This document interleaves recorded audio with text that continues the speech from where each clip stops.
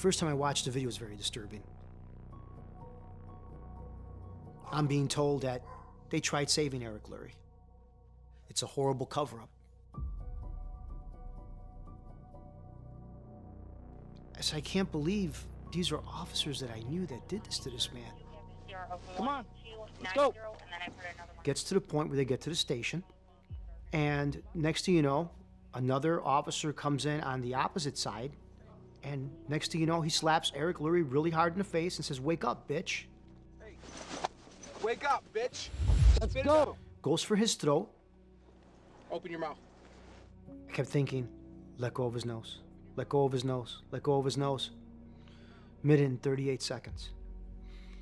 You try holding your breath for a minute and 38 seconds.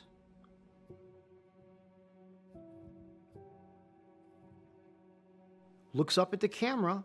Now the audio gets cut out. Audio doesn't get cut out by accident.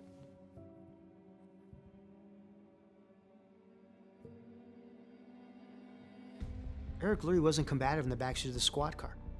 He was incoherent. He looked like he needed medical attention. To me, it was worse than what happened to George Floyd.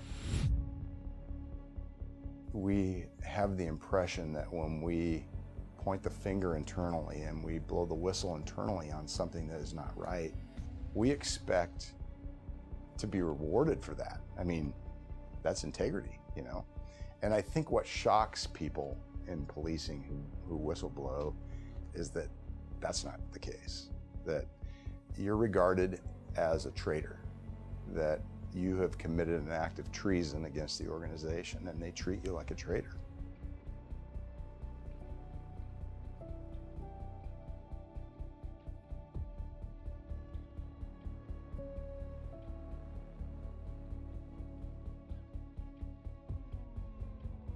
If there's any way that they can, they being executive management, they can keep things quiet, they will. You're either part of that group, the inner circle, or you're not. And if you do things on the straight and narrow all the time, or you do the righteous thing, you're not going to be in that group. When you're talking about being a whistleblower in law enforcement, you're whistleblowing against the culture, and the culture is trained in weapons. And if you've seen them use it in a way that you do not think is lawful, what's to prevent that from happening to you or being used against you? So the officers are afraid to do anything. It's fear through retaliation. You tell me why this video didn't come out until I wound up blowing the whistle on it over 6 months later. Chief Roachner told everybody that I endangered the entire police department for what I did by showing that video. I've been representing Joliet police officers since 1992. This is all about the next guy. This is all about what happens if you speak out. I'm charged with 4 felonies for official misconduct, policy violations made into criminal offenses. You could do up to 6 years in prison, 6 on 1 count. If I'm convicted of a felony, I lose my entire pension of 28 years. God bless any police officer that'll raise his hand and say, hey, this just wasn't right. I mean, there's no holds barred when they come at you like this. Not that I lost respect for law enforcement, I lost the love for it. I lost the love for my career. I lost the love for everything I did. Never thought the people in the department would actually lie to get me indicted. I don't trust them.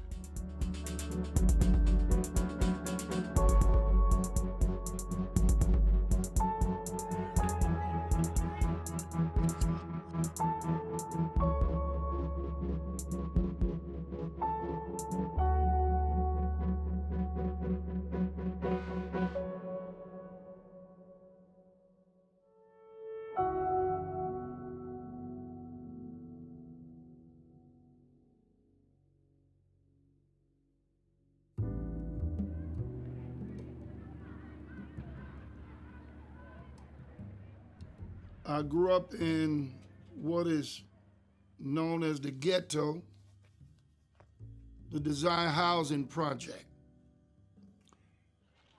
And it was me and my brother, Rudolph Thomas. We're twins, by the way. We were sitting together one night in the living room, and we were discussing, hey man, you know, we need to try to do something and try to improve our quality of living. And it was from there I went to the police academy in September. I was the first one to be hired. I was hired in July. I remember my appointment date, July 31st, 1975. Rudolph was hired months later, 6 months later, in December.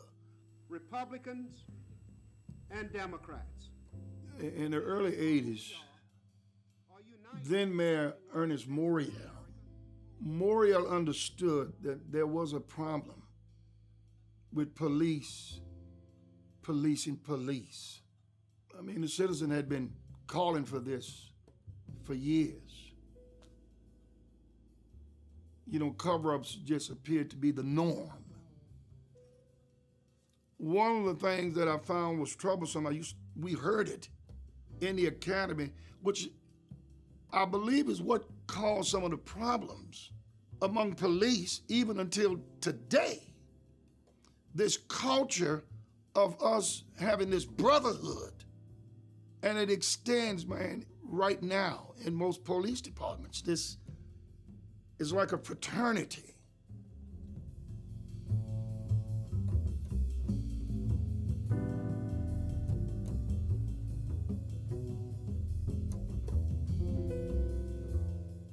Thank God for Mary Howell, who was my attorney, who handled my case through 82, actually.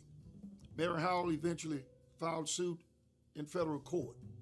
It was an all-white jury, heard the evidence, and they agreed that those officers, along with the chief, they did conspire. And they put together lies in a report that resulted in my termination. And that jury said, not only did you violate his civil rights, but the manner in which that it was done, it was with malice. And because it was with malice, we're gonna assess punitive damages against you for that. I think about a month later, the judge took into consideration everything that was done in court, and he issued an order of reinstatement.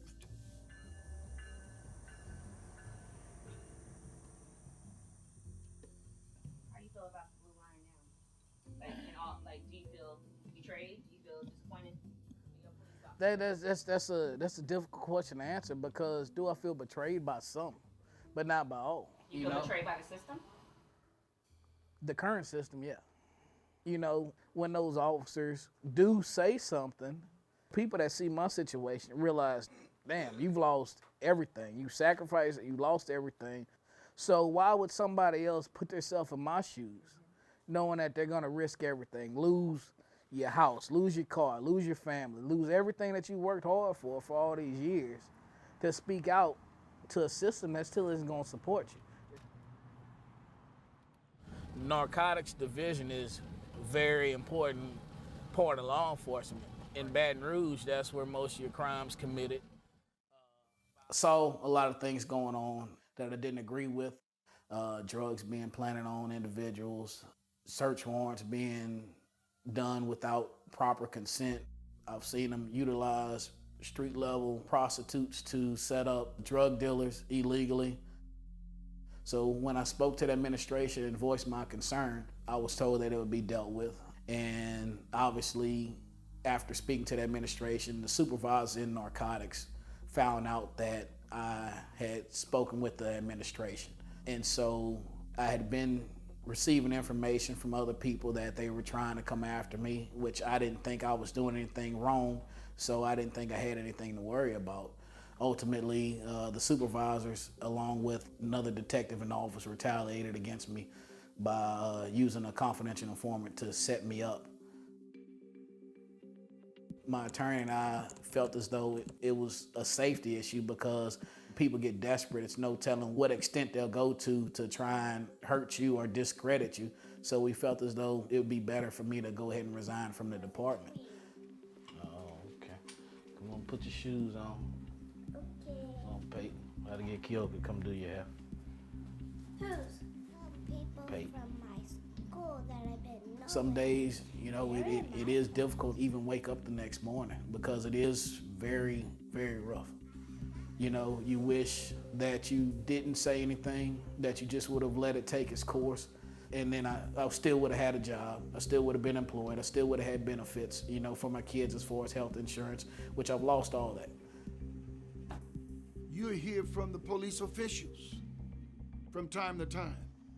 You know, always bad apples. Yeah, but what are you doing to weed them out?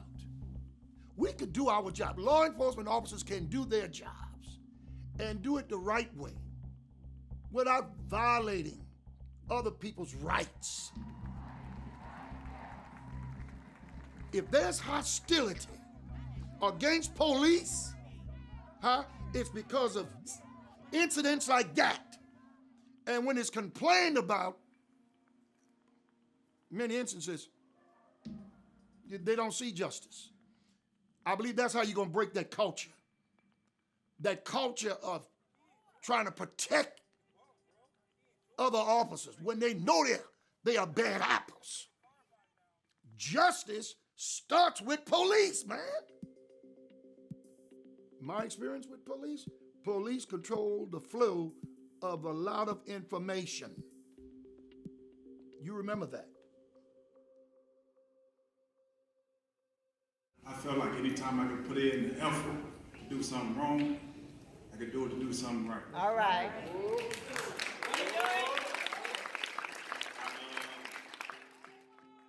The last time I saw him was January 28th. We were going to renew our vows on February the 16th. I found out that there was recording of Eric 5 months later. So that tells me all of the months of me going down there trying to figure out what happened, what's going on, and why I can't get a police report. That video tells me why. I go from planning a wedding, a vow renewal, to planning a funeral. I was a widow, finna raise 2 boys. It stressed me out so bad. And then also, we had been trying for so long. After me seeing that video, I tried to keep my stress level down as much as I possibly could, but it was so much going on that I ended up having a miscarriage. Years down the tubes. My first day back, I walked into the station. There was people that I knew that I didn't know anymore. The faces they would give me, the way they would look at me in disgust and turn around. They acted like I killed somebody. It's unwritten, but I believe it's there that retaliation would follow if you decide that you're not going to go along just to get along. Yes, that's part of the culture, man, that police work under. And they know that. But he might have put a bunch of it in his mouth. As a nurse, as a professional, I saw multiple opportunities that they had to save my cousin's life. And at every opportunity they had, they chose not to. Come on, let's go. Hey, wake up, bitch. Let's go. And you need to make sure that this doesn't happen again. You need to make sure that there are changes. As a former prosecutor, I think they were in evidence recovery mode when they should have been in emergency medical mode. It's bullying with a reputation aspect. It's bullying with a financial aspect. It's bullying with your career, with your calling. Basically, if somebody calls me and they have a job that is something that I can do, then I'll do my best to get out there and try and get it done. I do have a farming business that I started where I butcher and sell livestock. So even if I make $20 a day, I mean, that's a meal that I can put on the table for my kids. But right now, with the financially, that money needs to go in the house to take care of the kids instead of me having to take care of all these animals. So Hopefully things will get better soon. It's very unfair. My sister named her. And you know, I feel like when you have to give up something that you love so much, whether it's worldly possessions or even emotionally, or that's hard to go through. It takes a toll on you.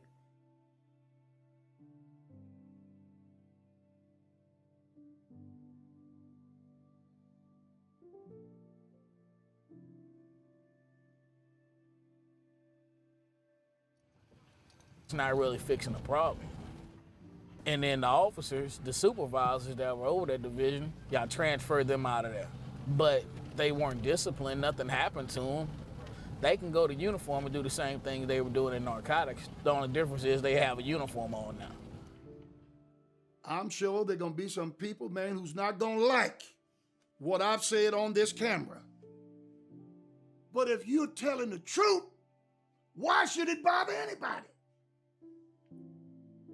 Truth only bothers people, man, who know they're doing wrong, who know they're perpetrating out here against the innocent. I really enjoyed my work. I really did. I enjoyed being out there among the people. I look forward to coming home to my family. My wife, Cassandra. We got 41 years together. 3 of our sons are in law enforcement right now. What you've heard me say about police being accountable and respectful, that goes for them too. Giving you a badge and a gun isn't going to make you the good police officer. It's going to corrupt the power that you have to take somebody's life or take their freedom away. But I want to see law enforcement changed. I want to see where people believe that there's more good cops. We have to figure out a way in policing to make sure that everybody has a voice. If we always err on the side of integrity and we listen to the public when the public asks questions and scrutinizes our work, we will always come out on top. I just want to see police reform all throughout this whole country, but I want to see a true whistleblower reform that protects law enforcement. What they have out there right now is a joke. Because I can tell you there's probably, out of 750,000 plus officers, I bet you there's a third of them that have seen something that they can't speak about because they're afraid it's going to happen to them what happened to me. With regarding to Officer Javier Escada, I'm extremely grateful for what he has done, for bringing the video forward, because he opened up the light and opened up so many eyes here in our little town. I would think my husband, Eric, I think that he would be very proud that I'm standing and still fighting to get justice for him. You know, sometimes doing the right thing does cost you. It does hurt you financially, it does hurt you mentally, but in the end, you know you did the right thing. It has to be change. Biggest fear, no change at all, and then you're going to have more Eric Lurie's, more George Floyd's, more wasted lives. I hate this stuff, man. I've spent my life addressing this foolishness, man. I've been ridiculed, I've been ostracized, I've been felt the pain, the misery for wanting to see it done right. That's why I'm passionate about it, man. But I'm not one who's willing to give up, because there is hope. We may not can curb it all, but we can curb the majority of it. This time we bring common sense back to policing.